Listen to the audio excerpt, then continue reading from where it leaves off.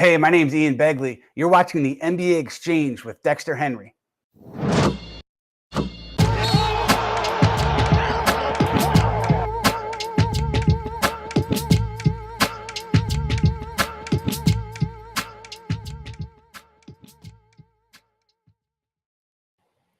What's good, everybody? Happy Friday. It's your boy Dexter Henry back here with the NBA Exchange.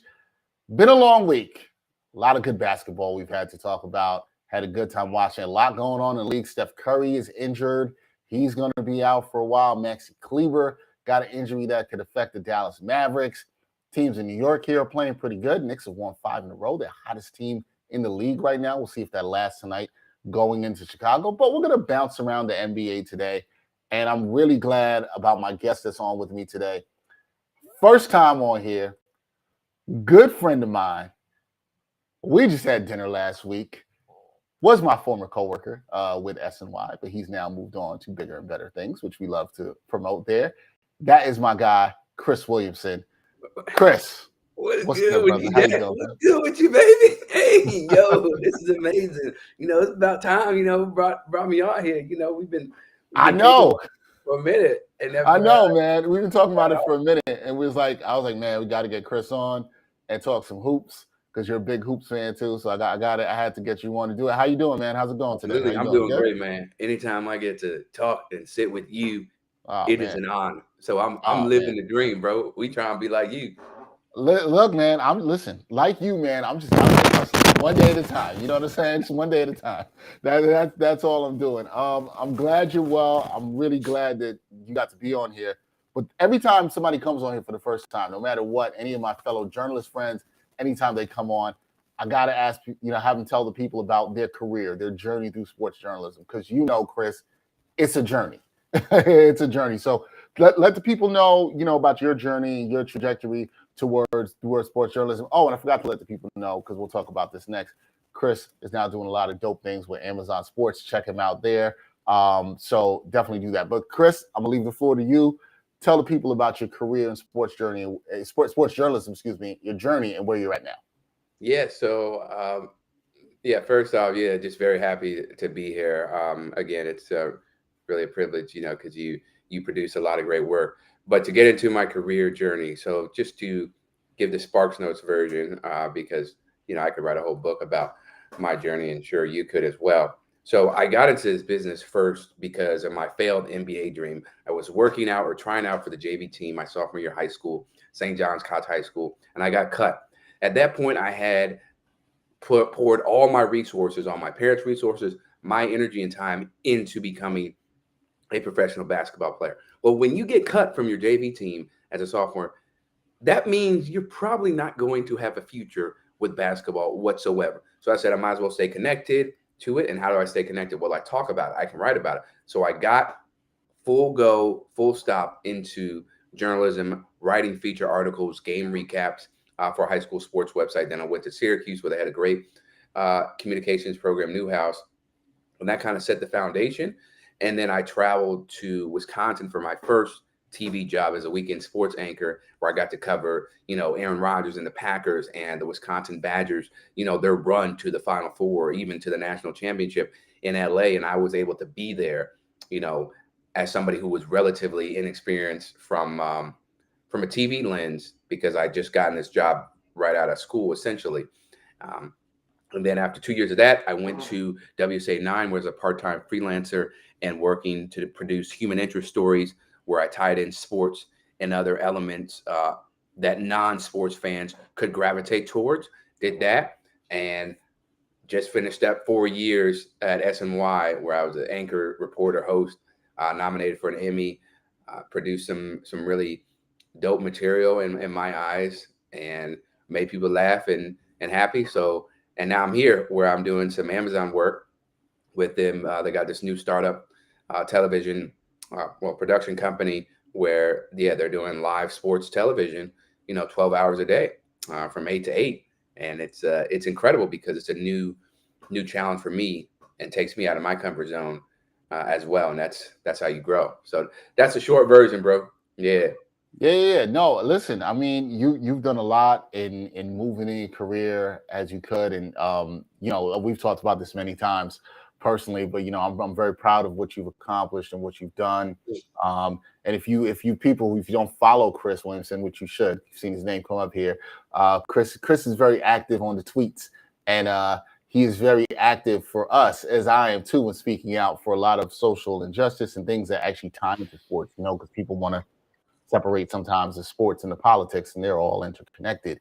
But you do such a great job with that. What's it been like for you, with the new venture with Amazon Sports? Because as you just said, it is something new, right? It is a new venture. It's digital. We're seeing how things are changing away from linear TV. Even this programming I do and a lot of content that I create is not in that space.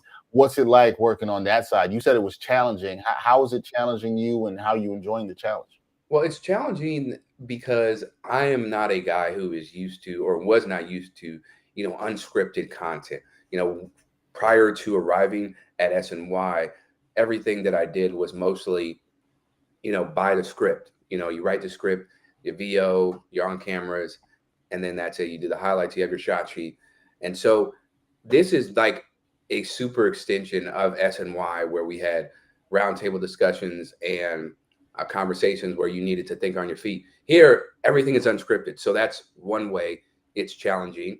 And you have to figure out how you fit into, a show when you're not one of the main hosts. So you want to get your ideas in, but you also don't want to step on anybody's toes for fear of trying to act like, I'm the boss or, I run things.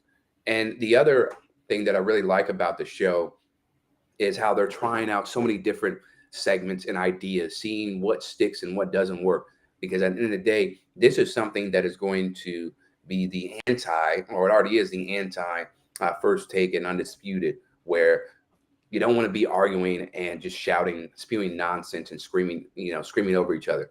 It's about having positive, lighthearted, and meaningful conversations about not just the American sports that we're so used to, basketball, football, baseball, soccer, but the global sports. We're talking cricket, we're talking pickleball, we're talking tech ball, so many things, tennis, where you want to have a wider range, right? Or wider reach, I should say. So those are some of the things that I've learned to, appreciate and understand from working there for a little bit now. And yeah, I'm excited to see what happens going forward. But it is a challenge, and you have to be thinking on your feet, always having something, to say, so that there's no dead air, or there's no Right. awkward moments. Yeah, no, man. Like doing unscripted stuff. I was telling you this before too. It helps you so much as a journalist, as an on-air anchor, presenter, talent. Like just doing it so much. Once you get those reps with it, it just makes you better. Makes you better at interviewing, communication, everything. Like, yeah, I can say how much doing this show, which is completely unscripted, Right. has helped me a ton. Okay, not that we didn't like talking about Chris's career, because we do. Yeah. But let's move on to the NBA. This is what we're here for. What teams have really caught your eye? Who's been the most impressive teams for you in the NBA this year? It doesn't have to be the favorites at the top. Maybe somebody, the way they played, you think they're dangerous. Which teams have been impressing you thus far this year, Chris? Honestly, Dexter, for me, the Celtics are one team that's really impressed me, not because they're having success, but more so because they're having success with a new coach. Yes, he was on the bench last year with Ime Udoka before he got suspended, but that is not a easy transition, a circumstance to overcome. When like literally days or weeks before the season's supposed to start, you find out you're not going to have the head coach that led you guys to the NBA Finals. So the fact that they're playing at such a high level, where you have Tatum and Brown, they're in sync. Sam Hauser, has been a bright spot with Robert Williams, out with that injury, shooting from three. The amount of three-point shooters that they have, or who can knock down like back-breaking threes, is one of their biggest strengths. And defensively, they are one of the top teams in the NBA with their backcourt, or their front court, I should say. And Tatum and Brown have, gotten better as defenders. But really, it's the Pelicans because they have done this. They have become one of the best teams in the NBA, and they are filled with essentially a bunch of young guys and a few veterans, and they're taking down the top teams in the NBA. We're talking about the Suns. Okay, they punked them time after time. Zion Williamson and all that. And again, that was without Brandon Ingram. You didn't have Brandon Ingram in that game.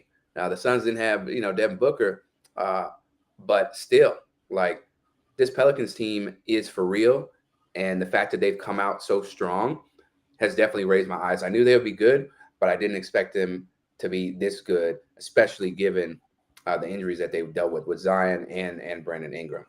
So let me ask you this, because we were talking about this. We talked about the Pelicans on Wednesday on the show with my man Gerard Hector, and how good do you think this Pelicans team will be? I'm going to ask you what the same thing I asked him.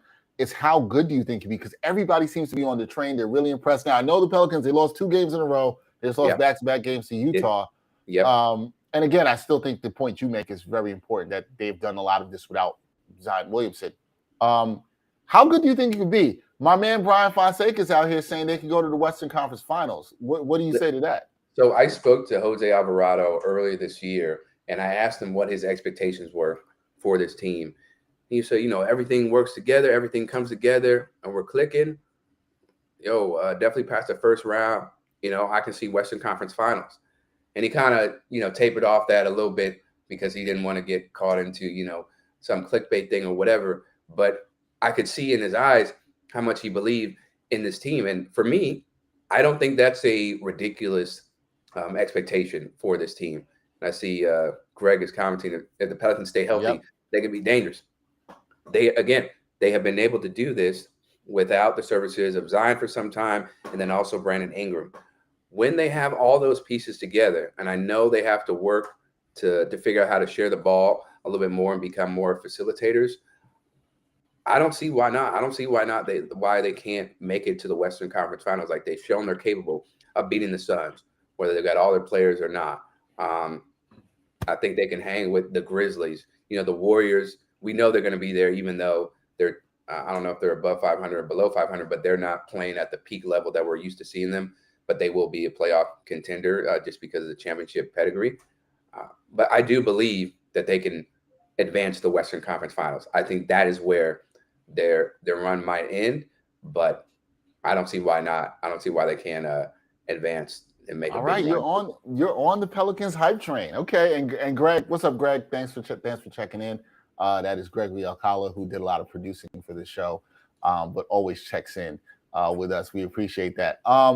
Where are you with the Knicks and the Nets? Because something I'm going to be talking about a little bit tomorrow with the New York Post and SNY in a little new segment that we're going to do. But, like, where are you with those teams in New York? Like, as being here in New York, what do you think of those teams?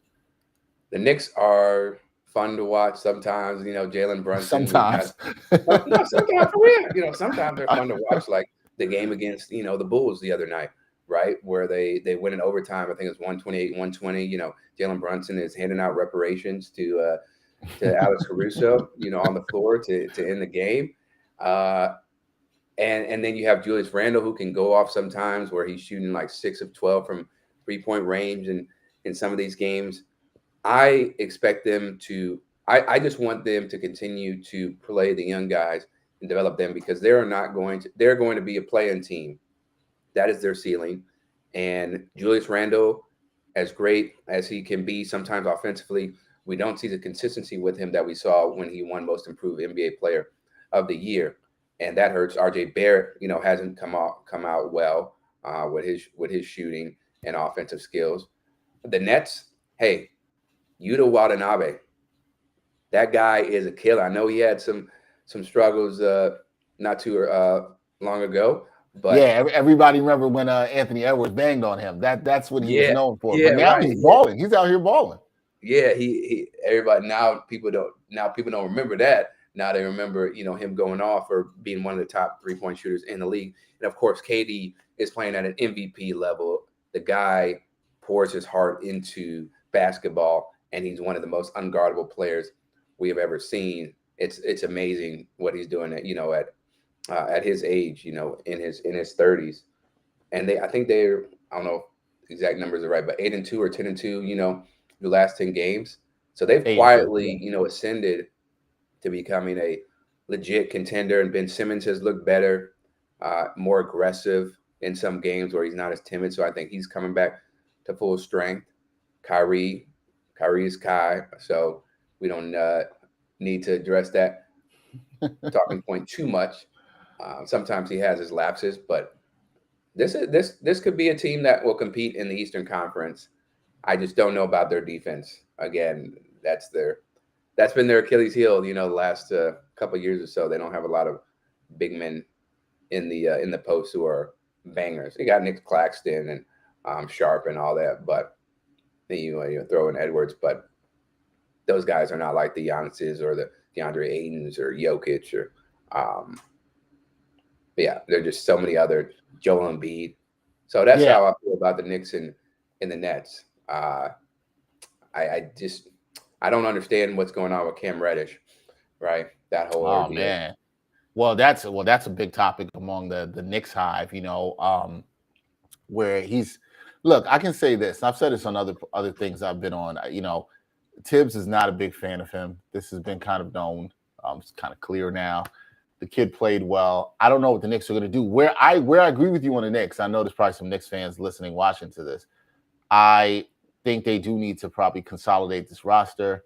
I think their ceiling is what there is. I'm in on that because consolidate the roster and get the young guys to play. Just go in all in on the young guys. Be all the way in. That means you might have to see if you can move off of Fournier. Can you move off of Julius Randle? I think Fournier might not happen till the offseason. Julius Randle might be a little easier right now, especially his value is high.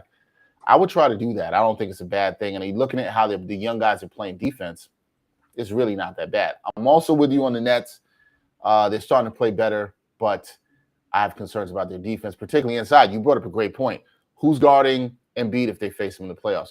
Who can go against Giannis and Brook Lopez if they play him? And then you have Robert Williams. He's also a problem. He comes back, supposed to come back tonight. So those guys could be problems for them. So we spoke about those teams, but are there any teams right now you're looking at and you're saying, man, these teams look fraudulent? I do not believe in them. We don't believe you. We need more people. Any teams out here that you're just like, nah, I don't know. I don't know about this team right here. Who are those teams? I don't. You know what? And they get, dragged so many times, but I'm gonna do it anyway. The Lakers, I know their record suggests that they are a subpar team, which they are, but they've had moments where you have AD and Bron going off. They're playing like MVP candidates, specifically Anthony Davis, but I don't believe in them, even though they're, hanging in close games with great opponents like the Celtics in them. They don't have enough shooters, right? They don't have enough shooters around Russ, AD, and Bron. So that will limit your chances of succeeding in a league where it is emphasized, shooting is emphasized, and it is the most important. It's not, back to the basket type of bully ball that we're used to seeing in the 2000s with Shaq and all them. That's a fraudulent team, not so much because of the players, but more so for the front office. I don't believe in them because I know they're not going to do anything at the trade deadline. Then the other team that I'm not a fan of or I don't believe in, the Phoenix Suns.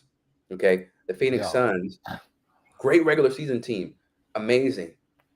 But we saw what happened against the Pelicans, not just after Zion went for the 360 dunk in garbage time and everybody wanted smoke with all the Pelicans players except for the guy who made the dunk. So that is a telling sign that y'all are really about that business. Yes. Everybody, you went up to Jose Alvarado. You went up to all these other players. JV, you know what I'm saying? CJ McCollum. But the guy who unleashed the 360 dunk, nobody said nothing for him. Yeah. And this is, again, this is the reason, though, why I think they're fraudulent. You respond from that game by getting beat in overtime against the Pelicans. Yeah, I think it was in overtime. Yep. That tells me, yeah, y'all cool in the regular season, but when it comes time for showtime, you're gonna be sitting home just like the rest of us. Because, bro, I don't care if Devin Booker wasn't in the game. I had somebody on Twitter say that, like, Devin Booker wasn't in, they weren't playing at full strength. I'm like, the Pelicans don't have probably their second best player. Yeah, he wasn't playing. If Brandon you want Ingram. to go find it. Yeah. So give me a break. Like, shut that noise up. I don't believe in the Suns. So so here's my thing with the Suns too, Chris. I'm glad you brought them up because I was out on them. And look, I'll tell you when I was out on them. I was out on them when we saw the Pelicans do to them in the playoffs last year. And everybody, I'm a CP3 fan. I love CP3. But in that series, he looked old. And I love CP3. You saw how they tried to punk him last year in the playoffs. Then what happened in that game 7 against Dallas? You don't have a game like that's a hard game for a team to come back from, okay? Then we heard about all the drama. We still don't know that on this with Monty Williams and DeAndre Ayton. Yep. And DeAndre Ayton signed the offer sheet with Indiana, and Phoenix matches it. And who knows? And then Jay Crowder leaves, and he's still not traded. There's a lot going on with that team, bro. A lot going on. And I don't believe them. And the Pelicans are looking at them like, what y'all gonna do? Right? Like that. Yeah, the Pelicans, they are not scared of the Suns at all. They are not scared of them at all. I don't believe it. I'm with you. The Suns are a nice regular season team. I don't care if they get healthy. The way they're constructed, I still think there's something wrong there. And I'm not sure they're going to be able to bounce back from what happened last year in Game 7 to Dallas. I'll tell you who else isn't scared of them when they see them in the playoffs. Dallas. And Dallas, I haven't liked how Dallas looks. I don't really believe in them. I believe in Luka. I don't believe in them. Yeah, right. You know what I'm saying? I believe in Luka. I don't believe in them. So no, I think the Suns are kind of fraudulent. Like, it wouldn't shock me if the Suns had close to 50 wins, but had a first round exit. Wouldn't shock me at all whatsoever. For real. I would not expect that. Wouldn't shock me at all. All right, so this other topic, something I want to talk to you about, because one of my producers at the Post, shout out to Ryan Sampson, he had brought this up to me, and we were having this conversation, and there should be a little short that I have coming out on this today where people will hear more about how I feel about this. But I'm wondering if the NBA has a problem with load management, because it's funny. And to let the people know, Chris and I, we were out to dinner on, what was that, Saturday? Last Saturday. Chris and I, we were out for dinner. And the spot we were at, they had the Nets game on.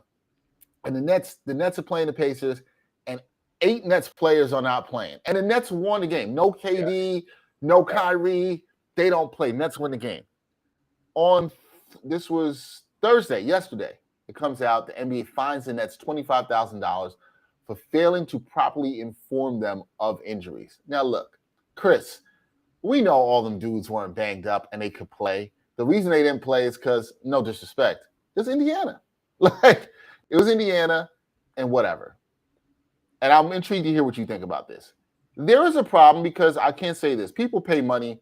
Some kid in Indiana is a KD or Kyrie fan, and he's coming out. He wants to see him. The Nets come there twice for the year or whatever. He wants to come and see him play. Tickets cost a lot of money. Let's not act like it's cheap. They cost some bread. And that kid doesn't get to see him. It's disappointing. It sucks for that fan.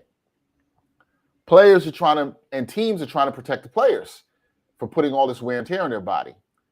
Some people will say, oh, I don't like this in the NBA. The players aren't playing. They don't want to play. Blah, blah, blah, blah, blah, blah, blah. I get that. And you want to come and see the product. My solution to this is simple, Chris. It's time for us to shorten the season. Play too many games. 82 games is too many games. Time to shorten the season, right? Get it down to 66 games. Now, here's where people are going to push back, especially, when it comes to the black athlete. Oh, but those players are going to want the same amount of money. Yeah, they should get the same amount of money. Yeah, they should get the same amount of money because those games are going to be more valuable, right? The less games you have, the better the quality of the product will be, the more valuable those games will be. So I ask you this. Do you think the NBA has a problem with load management?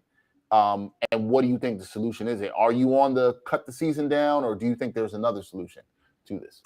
Yeah, I think people don't people don't pay all this money, $200, $300 to see, and no disrespect for them, but to see, the Nicholas Claxtons of the world, or the Cam Thomases, and the Patty Mills, right? Just them. And those are NBA players, right? They're really good. So not saying they're awful, but they don't have that star power.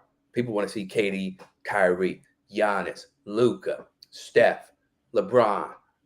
There's so many, Jokic, Jamal Murray. They want to see those guys. So to answer your question, I do think they have a problem. And it's not so much because remember, load management, if I remember correctly, is something that was started by the teams and maybe specifically Greg Popovich with Kawhi Leonard and all them, which is great, right? You have more resources and more technology that's out, more information, I should say. So you understand how players' bodies need rest. But yeah, you got to shorten the season because I want to see the best of the best. I don't want to see the lower tier of the NBA, which is still really good, but I don't want to just see that. I want to see the superstars playing against each other. So how do you do that? The solution, you shorten the season, like you said, maybe 66 games, maybe 72, right? If you can eliminate back-to-backs, that will help improve the quality of play and the freshness of these stars' legs if you do that. And I think everybody wins. The players should be getting the same amount of money, although I'm sure owners and the TV deals that could get a little hairy, but they should be getting the same amount of money. The fans get to see their favorite players every single night, and the games are more valuable, as you said. So yeah, I mean to cut you off there. I think the games do become more valuable. I was talking about this with my producer the other day, and he's like, "Oh, his point was sort of like he was saying the point of not making the point for, but he was like, the owners are going to, what you said, the owners are going to not want to pay these guys the same amount." Now, I will say I do think there's a problem, not necessarily with the load management, but more of when you have what went on with Ben Simmons, which was very complicated, right? Because that's where you're getting into mental health, and that's really tough. I get that owners or governors are not going to want to pay players who are not playing a large amount of games. And maybe in this next CBA negotiations, they might say, okay, there has to be this minimum for you to reach this amount of money or whatever. And I'm fine with that. That's cool. Yeah. Because I'm fine with you getting paid for performing, right? Like that's cool. Yeah. But I don't believe in the notion that because you reduce the amount of games that the TV deal number is going to go down, because I actually disagree with that. I think it actually can stay the same or go up. The NFL has a very small amount of games, right? And granted, I understand it's once a week, but the reason it's so valuable is because it is less, because it is once a week, right?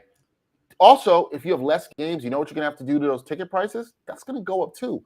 Now, that's not great for the fan, but that's what's going to happen, right? Yeah. Because games become more of a premium. They're more valuable because of the scarcity of them. By demand, so, yeah. I don't know if you agree. Greg checks in here and he says this generation of NBA players don't really like basketball. I don't think so. I think the players like basketball. I think they like basketball, but I do think there is a conversation to be had about how this generation of NBA players see basketball in terms of, okay, this is my job. I'm really good at it. I perform and then I go home. Whereas some other people, basketball is life, where they love it. Like that is their purpose on life, is to play ball, and they will do anything, to reach the highest level of accomplishment. But yeah, to say they don't like basketball, nah, bro. You got to be pretty locked there. If they don't like basketball and they are doing things like this, or they're playing, at such a high level, even if they take games off, that shows, how committed they are to the bag, right? Somebody's saying I blame Kim for Chris's downfall. I don't know who that is, but neither do I. I don't understand. I had no idea what that meant. Yeah, I don't know who that is. But thanks for watching, though. Yeah, thanks for watching. But yeah, that's how I see it, bro. Some people, it is just a job. Right. And I think some people, we forget that sometimes because of the narrative or the narrative around professional sports players loving the game, where it should be the only thing that matters in their life. I think that's what sometimes fans, they trip up on is, well, this is supposed to be all you care about. It's like, all you care about is your job. What about your family? What about your friends? So that's where I am on on that. I wouldn't say that they don't like basketball, but I don't think everybody's in it to win championships, and that's fine. Right. And That's fine. and like you said, that goes in any profession, right? Like that, everybody's not in it for the same. Everybody's not chasing the same level of greatness. What's great for somebody might be different for somebody else. Like it's not, everybody's not on the same wavelength for that. And I'm with you. That is fine. Like we need to accept that as truth because that exists in other professions for sure. Exactly. Oh, Yeah. I see what they were talking about. They were talking about Chris Paul. Right, Chris Paul. Yes. Sorry, Albie, who came in here. I thought you were talking about Chris. Well, now it makes sense why you said I blame Kim, but I don't know if we want to get into that. You know what he's talking about, right? Or they Yeah, I talking? know. Yeah. I Okay. know what he's talking Yeah. about. Listen, let's just say there's a track record by a certain family for affecting NBA players. I'll say that. I'm gonna leave it there. You can theorize whatever you want with it. So that's good. I gotta also talk to you about this, Chris, because you are one of the people I know who've been a huge WNBA fan. And we don't talk a lot of WNBA on the show, but we have from time to time. And I'm a big fan of the WNBA, and I think they just came off of a fantastic season. And I always love when I get to talk to a lot of people who are around the game to do such great work around the game. Shout out to Erica Ayala, Christina Williams, people like them who do fantastic work that I love. But you're somebody that really champions the sport and has been an advocate for it everywhere. What do you love about the growth of this league? Because I think the growth of the league is good. Somebody came at me, I think it was on Facebook early this year, and they were like, I did some segment on WNBA. They're like, WNBA, it's not growing. Which I had to hit them with the facts and the numbers and show them that it actually is. And the growth has actually been tremendous, particularly in the last 5 years. What do you like about where this league is going, and what do you think the future of the league is? And do we need more support? I would love you to talk about this. We need more men to support it. That's something I keep saying. We need more men to support the league. How do you feel about that? Yeah, we need more men. We need more women. But we'll focus on men. So here's my thing. I think the growth of the league has been amazing in terms of the viewership and the advertising dollars that are being poured in. It's still not enough. It's not satisfactory in my eyes because the WNBA has been set up for failure in some ways because you have these large companies that do not invest in women's sports, even though the product is hella good. Like they are so much more skilled than the NBA players because they can't rely on their athleticism as much as some of these players can. So they play a much more fundamentally sound basketball. But I do love shutting up the haters and confirming the believers when it comes to, hey, if you put a great product on a national platform, people will watch, people will come. And I don't have the exact numbers in front of me, but the numbers back that up. Like, yo, you put South Carolina, UConn on ABC on Sunday, you're going to get a great turnout. You put UConn, Maryland on, you're going to get a great turnout. Iowa, Stanford, put that on, you will get a really good, you will get a great audience, a lot of viewers. So in that sense, I love how when people, show who they are in terms of being advocates for the WNBA and putting their money where their mouth is, the options are limitless. Now, where the future of the league, I think if, the commissioner, if they get their act together, because I think they were supposed to have one expansion team that would be announced this year. That's no longer going to happen.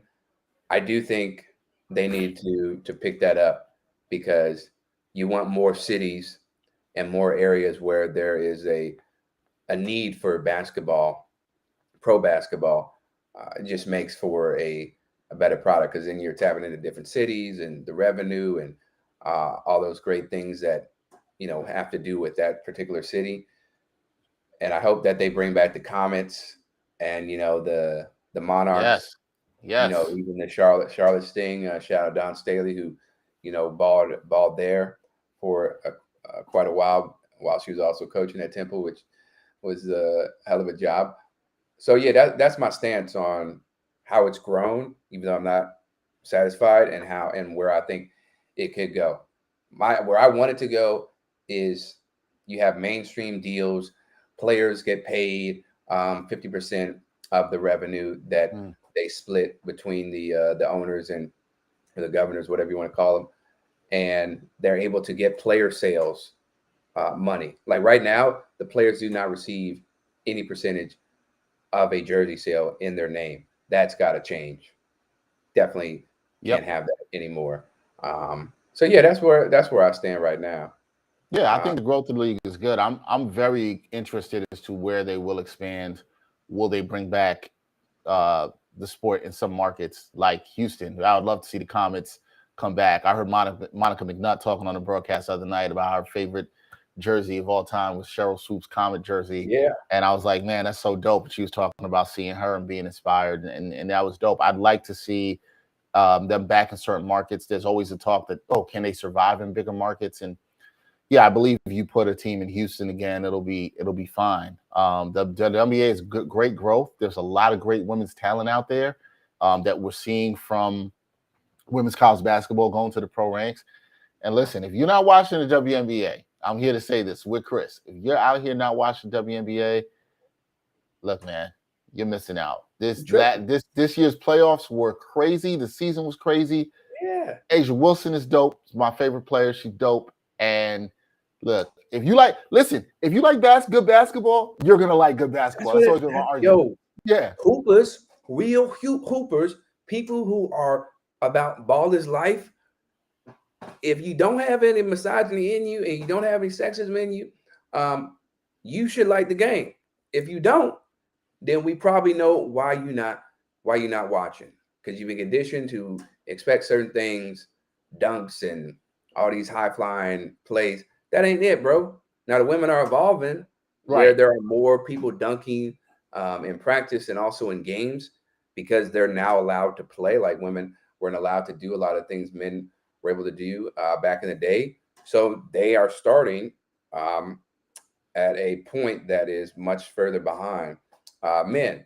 So of course they're not going to be as evolved as NBA players. And I see, Greg said they needed a one and done rule. No one wants to wait 4 years to watch Paige Beckers or AZ Fudd. And my thing is, yeah, that would be great. But what's the issue with that is there are not enough roster spots. There are not enough roster spots. You got which is where expansion comes in to sort of help with that. Right. Expansion would help with that. And also, bro, you making more probably in college with NIL now than you gonna make in the WNBA, depending on who you are. Like Paige Beckers, she probably is making more, cumulatively probably during her years at UConn than in some cases in the WNBA. Depending on what that salary is for the rookies. But yeah, if you're a fan of basketball, you enjoy WNBA. Like they're incredibly skilled and so smart. And yes, there are times where they look out of sorts and missing layups, but that happens in the college game. That happens in the NBA game as well, where it looks like we're at 24-hour fitness or LA Fitness. So miss me with that too. Nah, I'm with you on that, man. If you love the game, you like it. If you don't, I'm not, chances are, like Chris said, we probably know why. We probably know why. We keep on moving though. Like we're not worried about, you got you're not going to reach that person. Sometimes you just have to be like, it is what it is. The people on the fence are the ones who are really important, because sometimes those people have the resources to invest in the companies or in the teams and be about change, and not just, let me wear a jersey to the game and let me, get spotlighted on camera. No, it's, I want to pour in X amount of dollars to, the Las Vegas Aces or the Chicago Sky. Great. I want to help out with this partnership. Wonderful.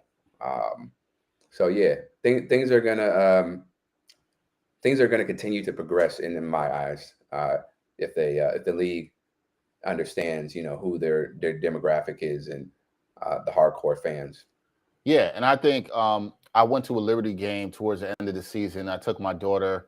And it was, it was her first Liberty game, and she loved it. It was a wonderful experience. So, I encourage people. And one thing I was happy to see, this is something I've said to other people, I was very happy to see how many families were there. If you think back to the early parts of the NBAs, it was a lot of just women that were there. But now you're seeing there was fathers like me taking their daughters and their sons.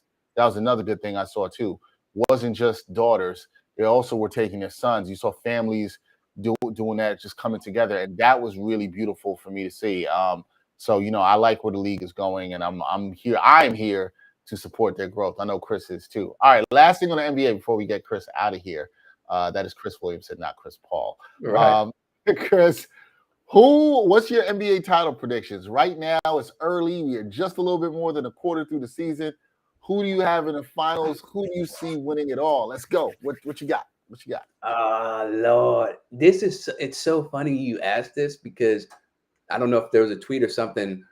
I was like, this is the one year where it's probably the hardest to evaluate teams who are like 13-11 and then 11-13, because most of the teams are not playing at a consistent level, outside of the Celtics and the Bucks. They started out really great. Even the Suns, they started out better than most people. But to give you an answer,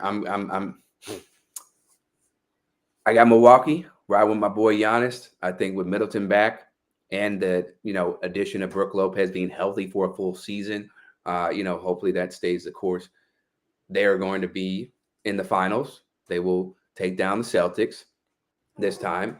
Went to 7 without Middleton. They will win the Eastern Conference. And in the West, which is a little bit dicey because you can go so many different ways, I'm going to say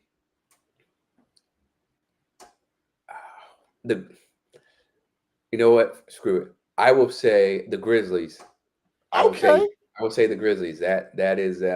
I thought you were going to say the Pelicans for a second. I thought you might have been going all the way to the Pelicans.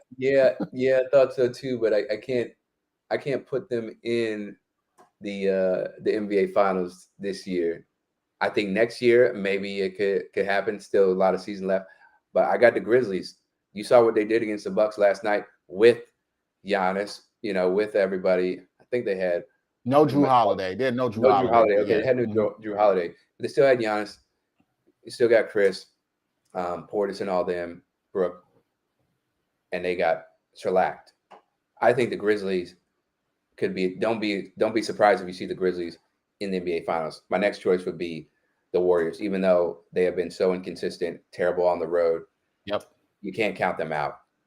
You cannot count them out. I like your Grizzlies pick because I was texting with somebody this morning and I said, "Yo, Grizzlies might be the best team in the West. Like people just are kind of sleeping on them." But I was like, the Grizzlies are the best team in the West. They're playing good defense. They got Tripp back. They don't even have Bane right now. They didn't have Bane last night. So when they get him back, I say, keep your eye on the Grizzlies, man. We're going to talk some more Grizzlies basketball on here in the next couple of weeks. I like that pick, man. Grizzlies, Bucks, I'm here for that. I will. So if they play each other, who's taking? You got the Bucks taking the whole thing? If you got Grizzlies, Bucks, you going with Bucks in that one? It's a tough one, man. Yes, I'm going with the Bucks. That is what my heart is telling me. My gut says the Grizzlies, but my heart says the Bucks. I think, Giannis is on a mission, to get back to the finals after, missing out last year, thanks to Boston being on a ridiculous clip and level. I do think they have the firepower and the defense without question, but they do have the firepower. If everybody's clicking on all cylinders to win the championship and take down the Grizzlies. All right. I like that. I like that finals. I hope we get it. 2 small markets there, people, Milwaukee and Memphis. So there you go, which is a lot of parity in the league. We talked about this on the show a couple of weeks ago. There's a lot of parity in the league, and I'm loving it right now. But that is Chris Williamson, the homie. Please check out his work with Amazon Sports. You can catch him there. You're going to be on next week? Going to be on? Yeah, next week. Monday through Friday will be on there. So yeah, Monday to Friday. He's going to be on Bonjour Sports. That's the morning show from 8 to 10. Bonjour Sports Talk. Bonjour Sports on Amazon Sports. Really dope. Chris is going to be on there. I'm going to be watching. You guys should be watching as well too. Chris, man, thank you for coming on. First time, but this will not be the last time for sure. I know we're going to have you back on once again to talk some NBA hoops. You already know, bro. I appreciate the time. Stay up, all right? Anytime, brother. That is Chris Williamson, good friend of mine. Great job there as well. We're going to take a quick break. When I come back, I'm going to run through really quickly because I got to get out of here. We're going to go through some NBA picks for tonight on the betting side of things. So we're going to take a quick break when we come back on NBA Exchange. Are you looking for a better way to play player props or daily fantasy sports? Well, look no further than Prize Picks. Prize Picks is the leading over-under daily fantasy game. Why? Because it's so easy to use and win. You can make your picks in under 30 seconds and win up to 10 times your money in one day.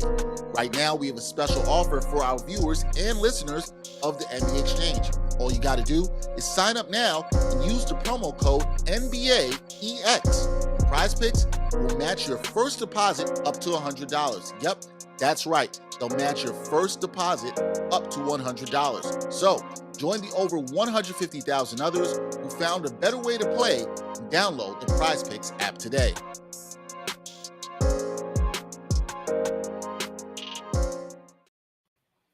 We're back. Your boy Dexter Henry here. We're going to talk a little bit about these Friday night bets. Good night of action today in the NBA tonight. There's a bunch of stuff, but 3 games I wanted to run through really quickly for you guys. First one that I have, little Atlantic Division matchup. We got the Brooklyn Nets. They go north of the border to play the Raptors in Toronto. The Nets, small favorites in this one, -1.5 spread. Toronto Raptors +100 if you like them there. The over-under for this one is 226.5. You heard Chris talk about this. So one thing you know with the Nets, and if you want a good bet, is I really like the over in a lot of games they play because I just still don't trust their defense. They've been better defensively, but this is an interesting stretch for the Nets, especially the next 5 games are against playoff opponents. Very tough. I think the Nets are very aware of this. They want to get off. The defense has been better under head coach Jacques Vaughn. I have liked that. And I think when it comes down to a game like this with the Raptors, who they actually struggle more offensively, we know they can play some good defense. I'm going to go with the offensive talent, the better offensive talent that'll be on the court, and that the Nets will find a way to figure this out. I think there's a lot of respect for the Raptors defense with this spread, but I think the Nets can cover this on the road, north of the border. And they know they have some tougher games coming up after this, and they want to start this stretch off of 5 games. Really, I think it's 8 of their next 12 games actually are on the road. So they have a very tough stretch coming up. They just had a lot of good home cooking, went 6-1 on a 7-game homestand. They want to get started off well on the road. This is a good chance for them to do that against a divisional opponent. I like the Nets to cover here. Look for KD to keep up his great play. Anything with him and a prop over 28.5 points, I say book it. The Nets need him to score. He's got to score. Also look for some props or points around the role players. You heard Chris mention Yuta Watanabe. He's been fantastic. You can find anything with him anywhere from 12 to 14 points. I might play that towards the over. He's been a really solid role player for them. So look for that too. But give me the Nets over the Raptors on the road. Next up, got the Pacers. They are in Cleveland to take on the Cavaliers. Pacers +260. Pacers starting to come down to earth a little bit here on the season, not getting the sort of hot start that they had earlier. They're starting to play a little bit not well as up to their standards. We talked about the loss they had last Saturday to the Nets when the Nets had all those players out and they had their players in. That was a terrible loss for them. But they play the Cavs here tonight in Cleveland. 8.5-point favorite are the Cleveland Cavaliers. And look, Cleveland's good, man. Cleveland's right on the outside of the teams where I'm like, I don't know where I'm putting them. Do I believe in them as a contender yet? I'm not sure. But what I can tell you is that they're really good. 18-11. They've won 6 out of the last 10. They had a little bit of a tough stretch, but they're hanging there. They're number 3 in the East right now. And look, this is a home game against an opponent that I think is fading. The opposite way, the Pacers have lost 6 out of their last 10. Okay? So I know they've won their last game, but they've lost 6 out of their last 10 games. They're 1 game over 500 at 15-14, but not playing as strongly as they did a couple of weeks ago. I think Cleveland takes care of business here. This is right around where I like this spread for them. 8.5 might be a little bit too high for some of you. I wouldn't be mad if you wanted to play this down to 6.5 in an alternate spread. Also, what do I always say? When you think the spread is too high, but you really like one team and you think they should do it, maybe look at that first half cover. Probably can get a first half cover around 5.5. I would like that too. That would probably be my best play in this. As far as the over-under, this is a stay away for me. I could see it being a little bit tighter in this game, or the Pacers putting up a bunch of points late and going over that 222.5. But I'd probably stay away from that. Give me the Cavs. I'd look at the first half cover, or if you really like that 8.5 for them to cover the spread, I think that's really good. One thing I would like in this matchup in terms of a player prop, I would look at Jared Allen. Anything with him to get a double-double, that's good. Also look at his total points combined and rebounds. I actually checked this out right before we came on. It was at 26.5. I like that number for him. This guy is basically a walking double-double. He should be able to rebound well against the Pacers, who outside of Miles Turner, who will stretch you a lot from the floor, you'll probably have a lot of Evan Mobley on him. I think Allen's still able to get a good amount of rebounds and should score anywhere between 11 to 15 points on the night. So I like that for him to go over that 26.5 for points and rebounds. Look for Jared Allen with that as well. And then my last game of the night, we got the Portland Trailblazers. They're down in Dallas to take on the Mavericks. The Blazers plus 146 on the money line here, folks. Mavericks minus 3.5 favorites. Over under is the same as the last game, 222.5. Now, the Mavericks, we talked about this early in the week with the homie Lauren Gunn. Do not like everything I've seen from the Mavericks. And the Mavericks got bad news. Maxi Kleber, torn hamstring. He's going to be out indefinitely. That is a huge blow for them right now. I don't know where Luka's getting the help here. We talked about this on Monday. And this is a game where I feel like it might be a little bit disrespectful to the Trailblazers. And I'm actually backing the Blazers on this. You can go with the plus 3.5 here, or you can go with the plus 146 on the money line.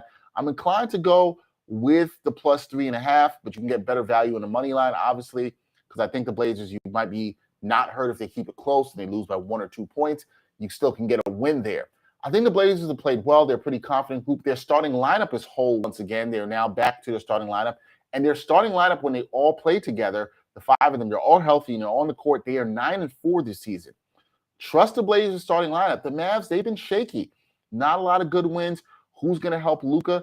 The Blazers right now have more balance than the Mavericks do. And I trust the Blazers more here on the road in a big spot to get this game. I think the Blazers find a way to get this. Again, if you're not really confident and don't feel froggy in terms of the money line, I'd say look at the plus 3.5, take the Blazers and the points. But I like the money line here for the Blazers. I think the Blazers win this game.